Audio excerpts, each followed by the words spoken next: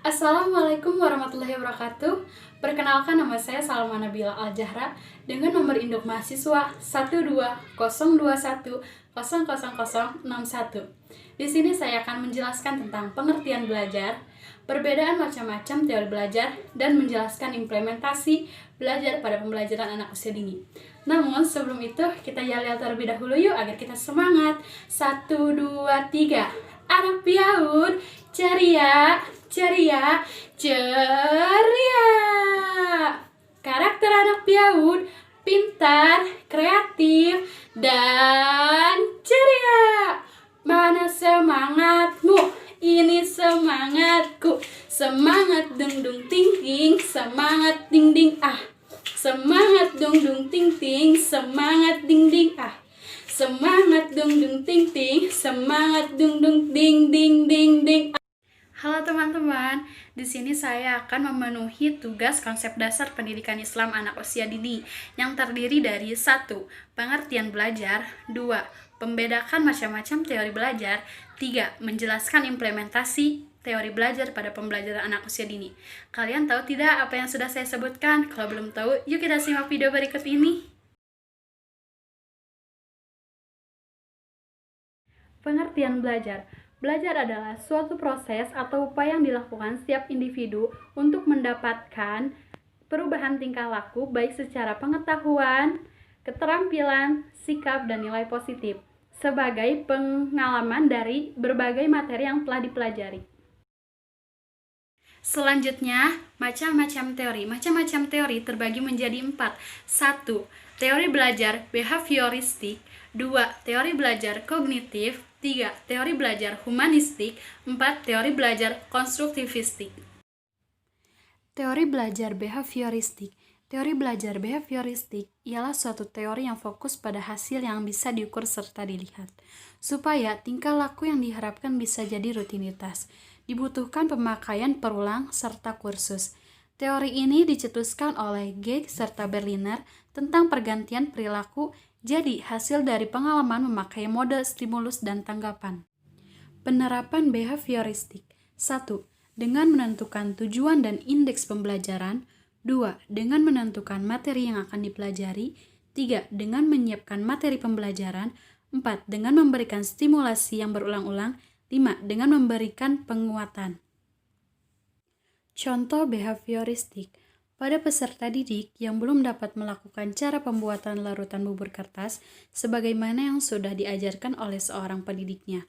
Meskipun dia peserta didik sudah berusaha keras untuk mencoba melakukan pembuatan larutan bubur kertas dengan cara yang baik, akan tetapi walaupun sudah diajarkan dengan baik, jika peserta didik tersebut belum memahami atau membuat apa yang sudah diajarkan, maka ia pun belum bisa dianggap sudah belajar. Evaluasi dan penilaian pada teori behavioristik akan didasarkan pada perilaku yang tampak. Guru tidak akan banyak memberikan instruksi singkat yang diikuti dengan pemberian contoh melalui simulasi atau dari guru itu sendiri. Teori kognitif. Teori yang menjelaskan proses pemikiran dan perbedaan kondisi mental serta pengaruh faktor internal dan eksternal dalam menghasilkan belajarnya seseorang. Proses ini tidak berjalan sepotong-sepotong, tetapi bersambung serta lengkap. Guru bukan sumber evaluasi penting serta bukan kepatuhan siswa yang akan dituntut dalam teori ini, tetapi refleksi tentang apa yang dikerjakan siswa tentang yang diperintah serta dikerjakan oleh guru. Contoh penerapan kognitif. Dalam penerapan teori belajar kognitif ada model belajar Brunner, Ausubel, Gent, dan Piaget. Contoh penerapan kognitif, belajar harus berpusat pada peserta didik karena peserta didik melihat sesuatu berdasarkan dirinya sendiri. Teori humanistik. Arah proses dari belajar ialah memanusiakan manusia tersebut.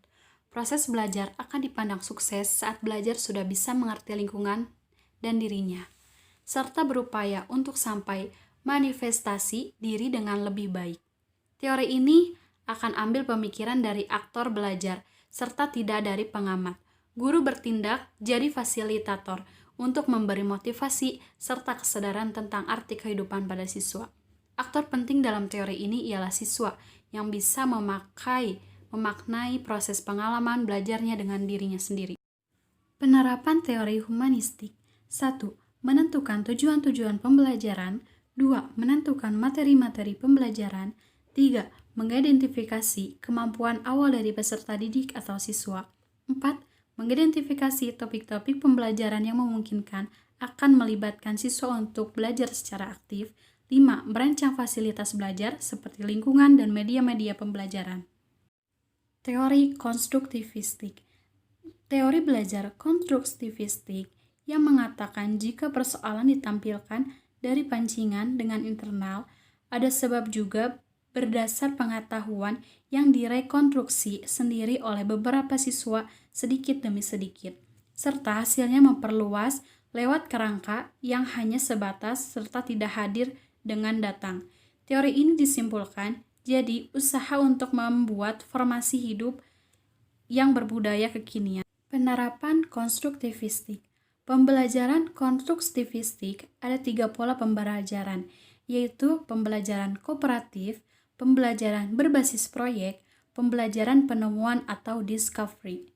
Contoh pembelajaran kooperatif, anak dapat mengerjakan tugas permainan dengan kelompok. Guru dapat membagi anak menjadi beberapa kelompok untuk membuat kreasi dari kacang hijau misalnya. Namun anak TK biasanya juga sudah bisa mengatur dan membagi tugas dengan teman sebayanya untuk saling bekerja sama menyelesaikan kegiatan bermain mereka. Cukup sekian yang saya sampaikan dan saya ucapkan terima kasih atas semuanya, atas perhatiannya. Mohon maaf apabila ada kesalahan dalam penjelasan yang kurang jelas dan perkataan. Saya ucapkan wassalamualaikum warahmatullahi wabarakatuh.